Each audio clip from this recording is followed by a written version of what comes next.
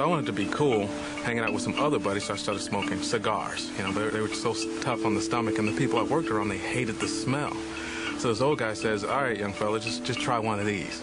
It's all right, you know, so I started bumming cigarettes off of him every other day, and then he got mad and said, you owe me a pack of cigarettes. So I said, all right, fine. I go to the gas station, get a pack for him and myself, and that's pretty much how I started. Hi, this is Chris. Wonderful. You're interested in getting enrolled into our program to help you quit smoking? Sure. Started smoking with my friends. Everybody was doing it, and so it was like the acceptable thing to do. I've been smoking since I was about 9 years old. The first time I had a cigarette, I was 8. I started smoking, I might have been 18. Okay, the cigarettes that you smoke, ma'am, are they regular lights, ultra lights, addictive free? I smoked for about 4 years altogether. And ended up addicted to it. I know at one point I was up to 3.5 packs and started cutting down over the past 5 years. Started off probably just a few. Yeah, I got up to about 2 packs a day. You know, very expensive. It's a very, very strong addiction, and what makes it so difficult is that when somebody smokes, they do it everywhere. You know, it's in the groceries, outside on the corner. So often what tobacco users hear is, it's just a habit, why can't you just quit? It's not that easy, and they need to be able to speak to someone who totally understands that. It feels like you're less than free, but this thing does have a hold on you. You may not even realize it.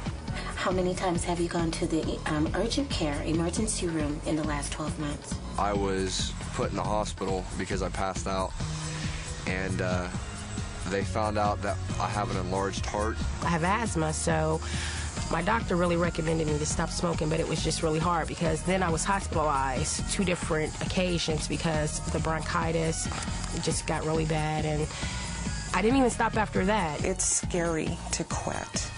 It's very difficult to quit. But I'm glad that you called and, you know, and want to talk about it. A quit line is a very good resource to call because you have trained, educated, credentialed people on the end of that line to help you get off a drug that perhaps oftentimes you've tried to do by yourself in the past and were not successful. So often tobacco users feel that if they're going to get help, they're going to be put into kind of a guilt-ridden situation. We want to create that very safe environment that they could come, share their experiences, that we could then work with them in helping them to become tobacco-free. About a year or 2 of me throwing another full pack away in the trash, I started thinking, yeah, that's a little bit harder than I thought. I've tried to quit on my own several times. I always end up going back to it, stress or whatever. Stress was a big reason for me to start smoking initially. We do need to know what their triggers are so that we can help them manage the triggers. After a meal, waking up in the morning, and then also before they go to bed. Those are usually the 3 big triggers that they report. Right before I go to bed, have a cigarette. You know, wake up in the middle of the night with an asthma attack, hit my inhaler 2 times, come outside and have a cigarette. So it got really bad for me. Good morning, this is Leslie. I know I can offer individualized plan that will fit just you, your personality. 1-800-QUIT-NOW. It's a great, great opportunity for those people who want to quit smoked and smokeless tobacco, so we work with both forms. Their biggest fear is, what is it going to cost me?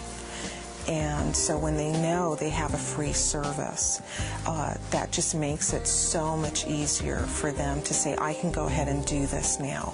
Quit lines are essential. You meet the need of the caller right then and there. I just decided to call and see, see what it was about and see what, see how they could help.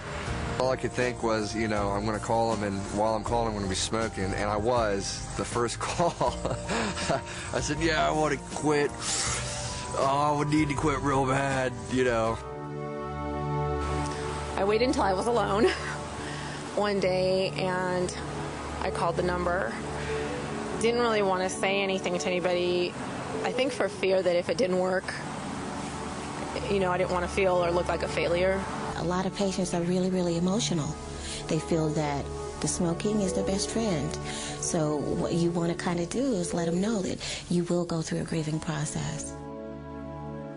I felt very safe with the counselor. She made me feel very comfortable. To understand that it's a process and that it is an addiction that has to be worked through.